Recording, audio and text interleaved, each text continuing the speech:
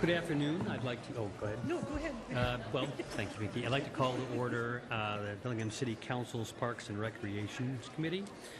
Joining me on the committee are Council Members Barker and Murphy. We have two items before us today. The first one is a resolution authorizing the city to apply for and enter into an agreement for boating facilities grant, and this is for assisting with the development and replacement of the docks and pilings of Bloedel Donavan Park. Who shall I... Ms. Leslie Bryson? I will start. Leslie Bryson, Parks and Recreation Director. Joining me today are Nicole Oliver, our new Development Manager in Parks, and Gina Austin, Park Project Engineer. So we are asking Council to authorize application for a grant to replace the floating docks at Bloedel Donavan Park. It's one of two public boat launches on the lake. These were initially installed in 1983, and we did get a grant from the state of Washington at that time to install these. But they're getting old, and they are in dire need of replacement. And when we have an opportunity to seek grant funds, we do. And the city has a pretty, or the state has a pretty robust boating grant program. So we decided we would apply for a grant to try and replace these docks. They will be in the exact same footprint as the existing docks. It will entail cutting and removing some wood piling, installing 7 replacement steel pilings, and installing new docks in the same footprint.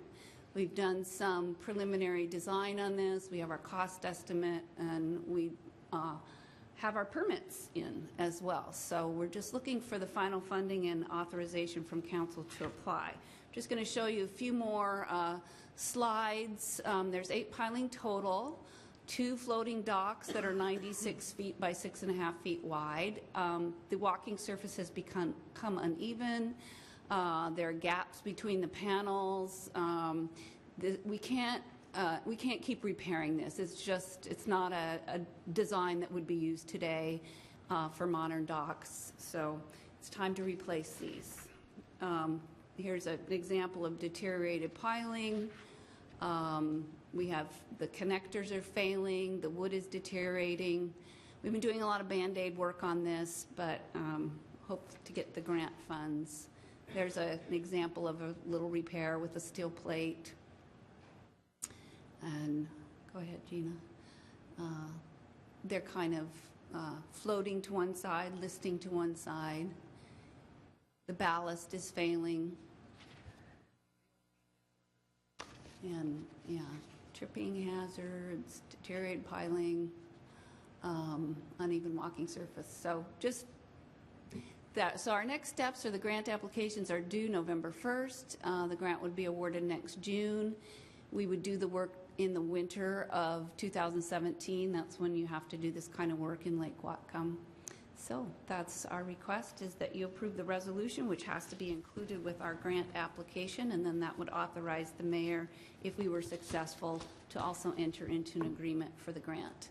The total project is about $350,000, and the grant can pay for up to 75% of that. Okay, thank you. Committee members? Roxanne?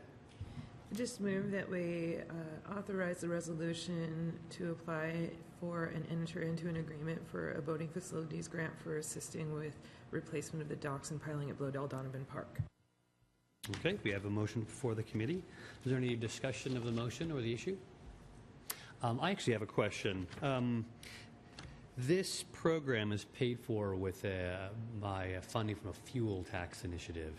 And so this is a more legal question. I gave Peter the heads up on this. If we accept this grant, would it create any kind of legal obligation to keep that ramp open to motorboats?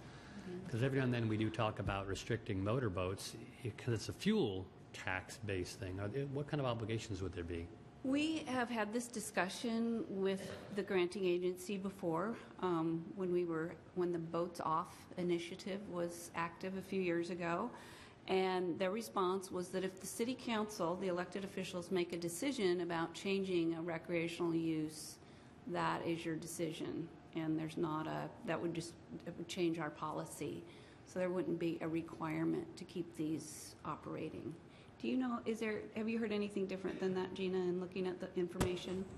Just for grant award, we are, it is for motorized boats, so that is part of the grant award. But they do look at the life of the structure, so if it was damaged or something like that and you had to take it out, they would allow that. But if we just outright changed the policy, we would have to go back to the granting agency and talk to them about it. But I don't think it's prohibited to change it. That's what they told me before. But we can check on that and get back to you. Yeah. Well, I would like to be checked on. I think we Okay. can probably go ahead with a vote now. Is there any further discussion by council members or committee? Pinky? I just have a comment, if I may. I just wanted to say I'm really glad we're doing this. My mother will no longer walk on that pier. Makes her pretty nervous. So I'm really glad that we're doing this and we're looking out for our safety. Thank you. Any further discussion? Okay, the motion is to recommend tonight approving the resolution authorizing to enter into and apply for a grant to repair the pier. All those in favor, signify by saying aye. Aye. Aye. Opposed? Okay, we'll bring that forward tonight with a positive recommendation. The second item on our agenda is a discussion. Did I miss something? Wait a minute. Yeah, discussion regarding alternative level of service options to improve public access and equity of access to Bellingham Parks and Rec programs over time. So this is actually part of a larger discussion back in 2014 when we last updated the PRO plan, as it's called. We asked for a policy discussion of level of service in particular. So this sort of predates the citywide discussion of level of service and our affordability, how we pay for and what we can afford to do. This is a little bit different kind of discussion, but it certainly does relate. Ms. Bryson, who do you want to begin the discussion? Thank you. So as Michael mentioned, back in 2014, when the City Council adopted a resolution accepting the 2014 update of the Parks, Recreation, and Open Space Plan, they also voted that we have a discussion about level of service as part of the comp plan update. So that's why we're here today. Just to give you some background, about the PRO plan, the Park, Recreation, and Open Space Plan, the requirements for planning, the Park, Recreation, Open Space Plan, the state requirements, and how the plan addresses level of service for parks and recreation facilities in our community. So, as we mentioned, the Parks, Recreation, and Open Space Plan was updated in 2014 to retain our grant eligibility, and there was a comp plan amendment at that time adopting it into the plan. And again, Council requested a discussion on level of service to occur at the time of the 2016 comp plan update.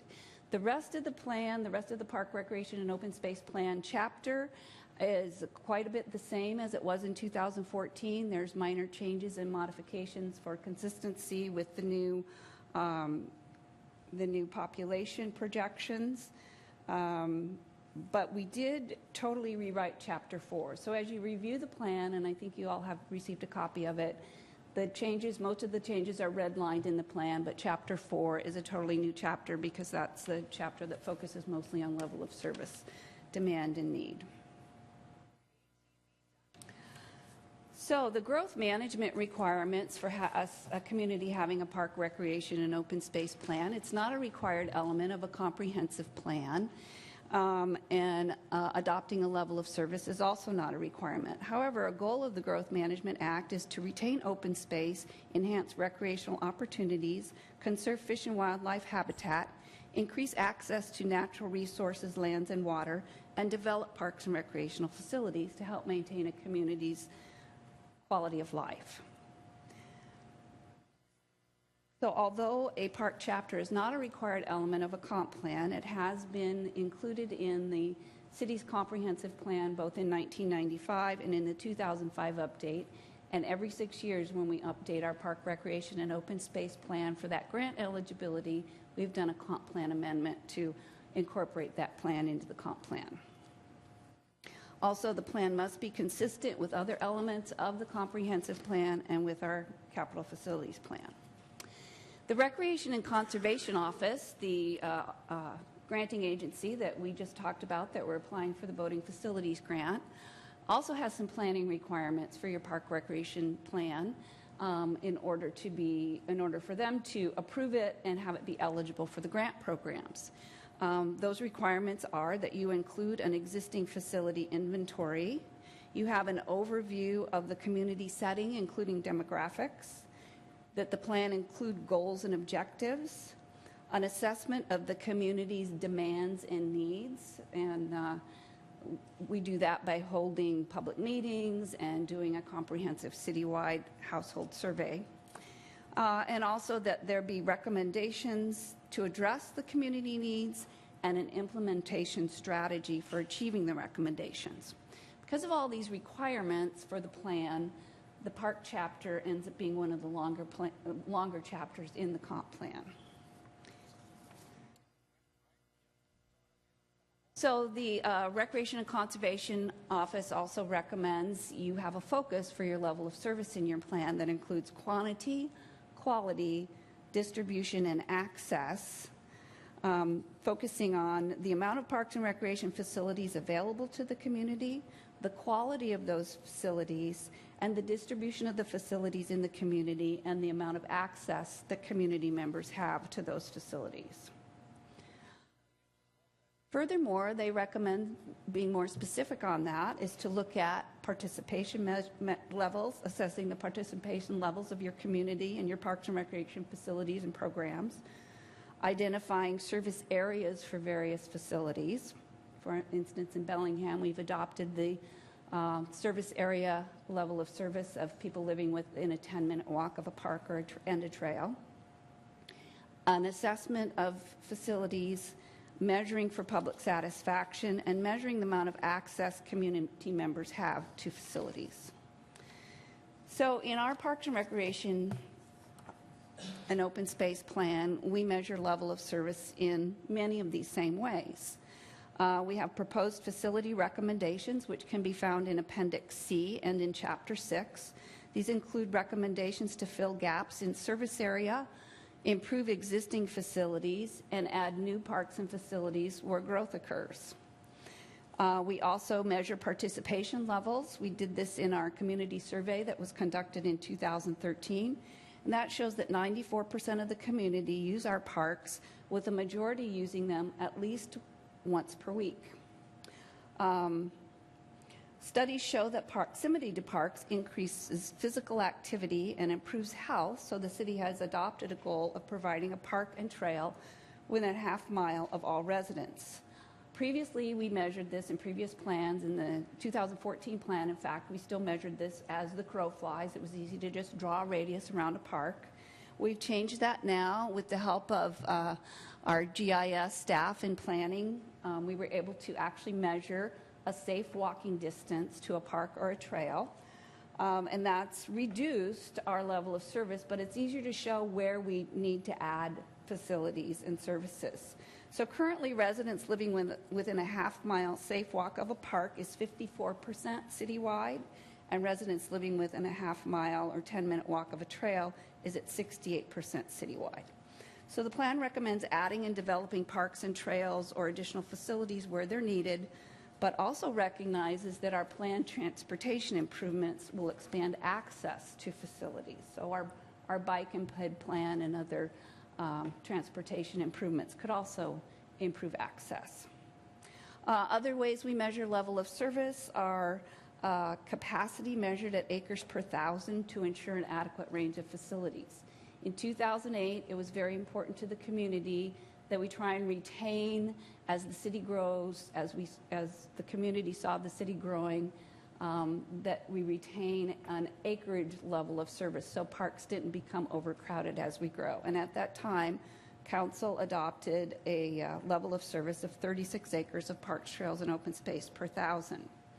This proposed plan focuses on providing parks and trails where they're lacking and adding facilities for expanded recreational use in existing parks. So when we do have more population coming in, especially in infill areas, that we can add facilities to our existing parks to meet some of that additional demand. And also to add capacity in urban villages by providing smaller plaza-type parks. Implementing the proposed recommendations for land acquisition will keep us at 1 acre of neighborhood park per 1,000 people and provide those parks within a half-mile or 10-minute walk, and also add trails throughout the city to achieve an equitable distribution of facilities throughout the city. A 2010 study shows that areas with higher park acres have higher physical activity levels among residents. We've been working with our health department on a park prescription project that they're working on, and we're sharing data on our facilities and where our parks are located, and it's pretty exciting to see how we can work with that agency and that doctors are actually making prescriptions for people to go out and use their parks. We also measure public satisfaction with parks, and we did that in our community survey. 90% of people surveyed ranked parks maintenance as good or excellent, and in the 2013 household survey that I mentioned, satisfaction with a variety of facilities ranged between 85 and 99%. The final way we measure our level of service in Bellingham is on a cost per capita of our existing inventory of parks and facilities, and that is done just for the base. That's the basis of our park impact fee. So those are the various ways we have included level of service in our plan. I'm just ready for questions and discussion. Committee members? April? Are you mentioning anything about the parks prescription now that that's come to light in the pro plan, or that's already so supported with your current pro plan? We added some language. We didn't talk specifically about park prescription, but we did work with the health department to add some language about how having a park system helps you have a healthy community. But that's not something that had come to light yet when we were updating the plan. Thank you. Well, as you say, Chapter 4 is the one that's been most heavily rewritten, the one that has to do with level of service. And I appreciate why we use the measures we do and how far they get to measuring what we want, but I still believe that we need to have alternate measures of level of service. Because you manage what you measure, and so the measurement needs to be more carefully focused. We've talked about this before. I think that we're moving in that direction, certainly with indicating that it's not as a crow flies, but as a person walks. But right now we're measuring, I think, quality, some aspects of access, but we're not measuring other aspects. For example, economic need or the health benefits of a particular location, the quality of the amenities, which is important. And I think what's kind of driving my considerations, maybe other councilors' considerations, is that we want to base our decisions based on equity, not on equality. An equality measure says we all need the same acres, or on average we need this many acres, whereas an equity approach realizes that not all places and locations are the same, not all needs are the same. For example, if you have a park, if you have 3 parks near you right now in our current system, you're no more, no less served than if you have 1 park next to you, because our measure is somewhat binary. Are you served or are you not served? But we know it's actually quite different than that. Heavily used parks may experience crowding, but if you don't measure that overlap, it seems like everyone's equally served. So I'm going to, when we eventually get to the point of modifying the pro plan, and it may not be now, suggest that we add some language about developing those new forms of level of service. And I understand that staff is already working on exactly that kind of measure. I understand there's a new draft that was finished this Friday. The ink is not wet. It hasn't been discussed, but it uses the GIS-based system to factor in economic need, and maybe it factors in health benefits. I'm not sure. I haven't seen the draft. And so I was wondering if we could ask staff, I know Mr. Behe was working on this, what the impressions are on working on that new kind of level of service. Sure. Yeah, we just got a glimpse of that on Friday. It was based on, that particular information is based on the free and reduced lunch program statistics from the school district and where those students live.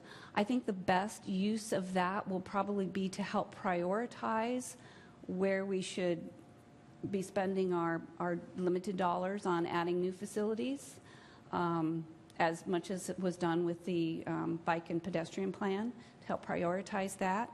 Also, you mentioned the quality of amenities. In working with the health department, they have interns that are going out to every park with an inventory, and they will rank the what kind of condition the park is in. We have some of that, but not enough of that, so that will help. That will bring in that part of the information to our planning efforts on where we should be spending our dollars on fixing things, adding things, and prioritizing, which I think will help the council and the staff in our priorities for as we move forward. I think that's exactly right. As part of the general discussion of level of service, we have enormous $100 million expenses anticipated over 20 years. We may not be able to meet it. It's very important that we can go to the community and say to them, here's where the need is greatest, here is why, here's how we've measured it, and that's driving our decision. It also helps us when we don't work on a project to say, it wasn't high enough on the list, we're addressing these first. So I look forward to seeing a more formal way of measuring this GIS, based project completed. But what I want to see is, a placeholder policy put into the pro plan now that indicates what we're developing, why we're developing it, what sort of benefits we hope to see by including these new measures. And it basically, I think, addresses equity concerns.